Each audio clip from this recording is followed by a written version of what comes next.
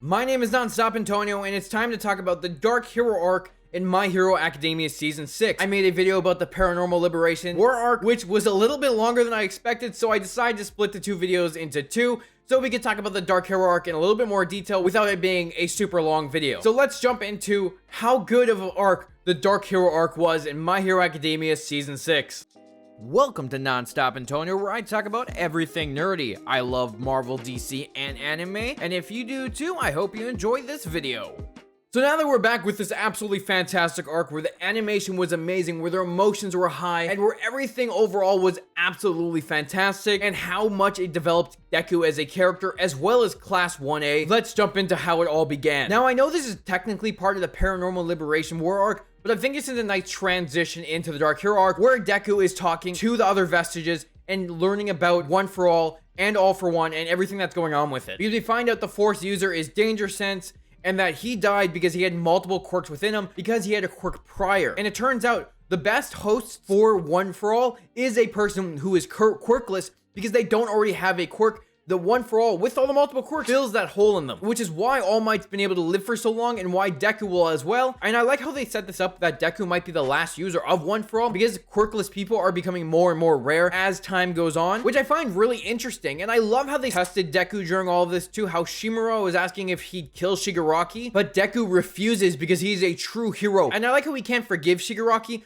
but he saw a lost kid, a kid crying behind everything. He saw that kid that lost his entire family that needs help, and because All for One is taking him over, he wants to save Shigaraki because One for All is a power to save, not to kill, which is absolutely fantastic, showing us how good of a character Deku is and what he's willing to do to save people around him. And I like how this leads to Deku leaving UA to protect his friends, and I like how after he leaves UA, we get a flashback to him talking to Gran Torino, and how Gran Torino tells him to save some people, you need to kill them. Deku's not going to do that, which I guess is kind of true. Sometimes you might have to kill people to save them, but Deku's not going to do that. He's going to try to do everything he can to save someone without killing them, which I am really looking forward to this because the first episode of the Dark Hero Arc, Deku versus Muscular Round 2, which was awesome, showing Deku coming in, saving Grand, and having this rematch against a villain that he almost lost to, that he did everything to protect Koda with.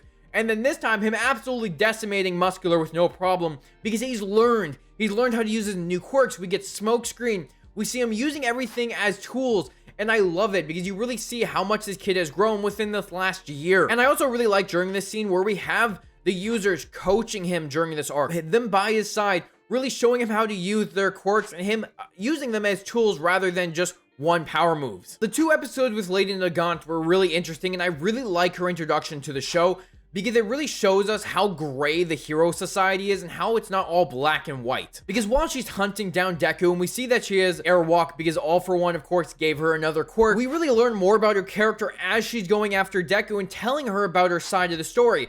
Because she worked for the Safety Commission. She was a hired gun.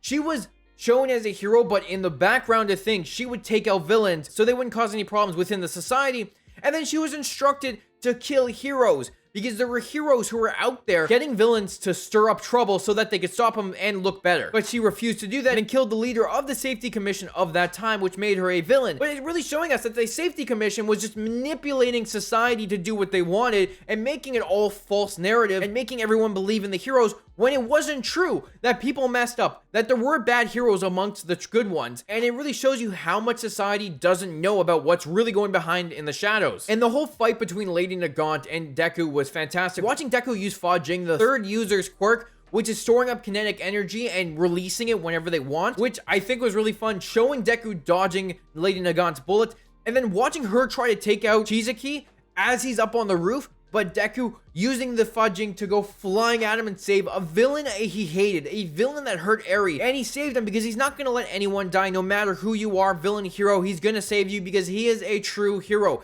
And I love how Lady Nagant is even shocked, and he was faster than a speeding bullet. And I love when Deku is taking her down, how he realizes that she could have paralyzed him, she could have taken him down without him knowing, but she chose not to, and that there's still a hero in her and that she could help them within the fight with All for One. But then All for One blows her up because he put in a little quirk in there to make sure that she didn't talk, which was a shocking moment for the characters. And I love how Hawks dives in and saves her, and it's like it's not over yet. you can still do something and you can still help us. Because I love at the very end, you can see how Deku is exhausted, and it sets up how exhausted he is going forward, because in the next episode, he looks like a monster. He's walking around with Black Whip out, he's exhausted.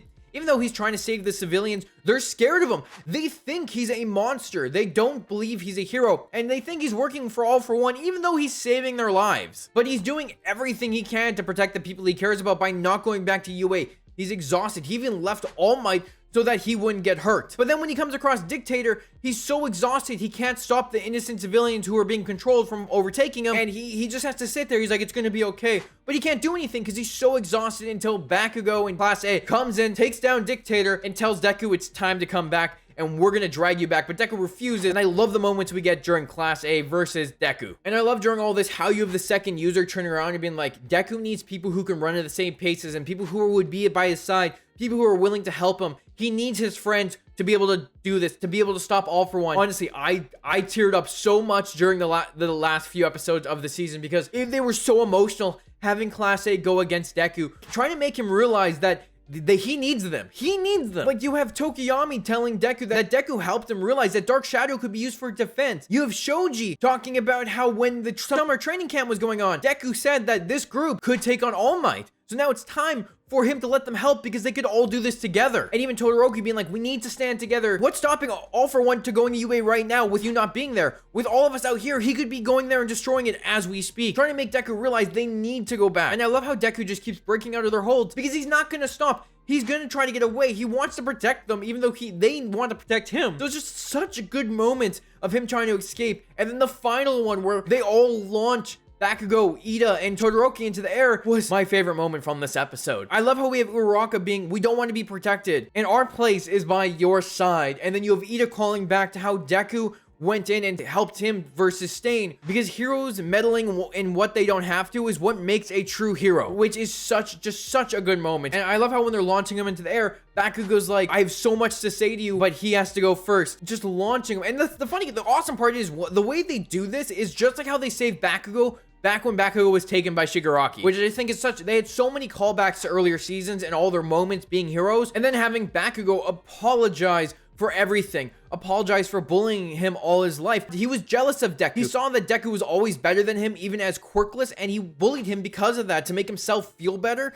And then even when Deku got One For All, and Deku was always one step ahead of Bakugo, always better than him, he apologized for being a bully to him, which was just such a good moment, showing all this character development for Bakugo, and even calling him Izuku instead of Deku. And I love how Deku, while he's falling down, he's like, all of you have surpassed me. And I think the reason Deku says that is because they all came out to save him, but he's left everything behind. He doesn't feel like the true hero he should be because he's run off and left everyone behind and not taken help from anyone. Such a fantastic episode, and then it leads into the next really good episode where Uraraka has an amazing speech trying to get all the civilians realize that Deku is just a kid. He may have this special power, but he's not a special person, and he's just a kid. He needs a break. He needs to get cleaned up. But this episode also made me really hate the civilians, because like the one guy's like, he's all dirty and muddy. I don't want to be dirty and muddy. It's like, he's a kid who's been out there protecting all of you, doing everything he can, and not coming back to UA specifically to protect all of you, and you're gonna treat him like this? Like, yeah, we get you're all scared, but this kid is stronger than all of you. He's willing to do whatever he can to protect all of you, and no matter what, he's gonna fight the good fight. And I just really hated the public during this episode. If you're gonna hate your heroes, what heroes are you gonna have? Even one guy turns around and is like, if we keep shitting on our heroes, he didn't literally say that, but that's what I'm saying. If we keep shitting on our heroes, what heroes are going to be there to save us in the end? And I love when Koda runs up to Deku and how it flashes to him buying red shoes to be like Deku, the kid that saved his life and made him believe in heroes once again. I teared up so much during the episode. I cried. It was such an emotional moment, and it was such a good moment for the character. And having that other lady who looks like a dinosaur run up and talk to him, it just, you have these two people that were affected by Deku come up into saying it's okay and you can stop crying now, and then eventually having all the other people come up to Deku and making them realize that he's a kid, he needs to rest so that he can get back out there. And I also like how we saw Aizawa again.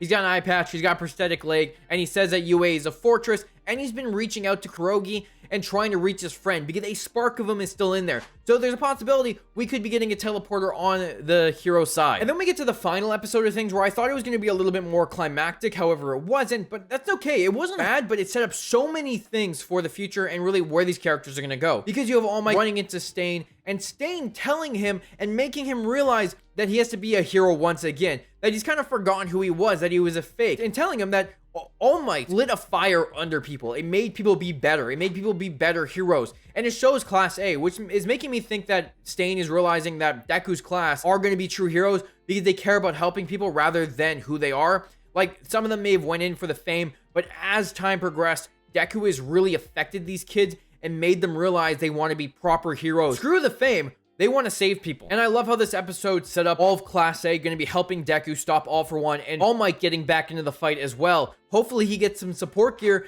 and maybe he can fight, maybe not his full strength, but he can do something. We have Shoto versus Dabi coming because Todoroki has to stop his brother. And it's got to be him. And during all of this too, we have Bakugo respecting Deku by calling him Izuku. And even Deku's like, no, just call me Deku. It's okay. Because it's kind of weird. Even though he's been bullying you your entire life, you've accepted the name Deku. And it's kind of weird to be called something different from this person who's been calling you Deku your entire life. But the final few moments of this episode set up Shigaraki being ready in 3 days. So they don't even have a month. They have 3 days. As soon as we get to season 7, it's just going to jump right in.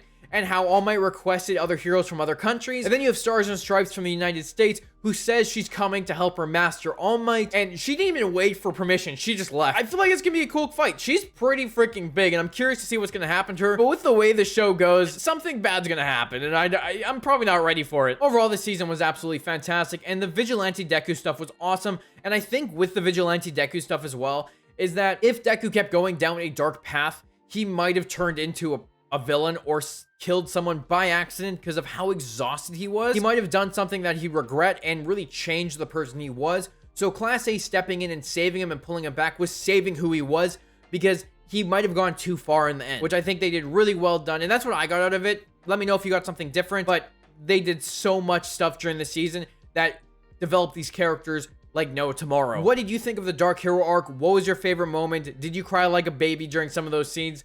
Let me know down in the comments. I hope you enjoyed this video. I can't wait for season 7 of My Hero Academia.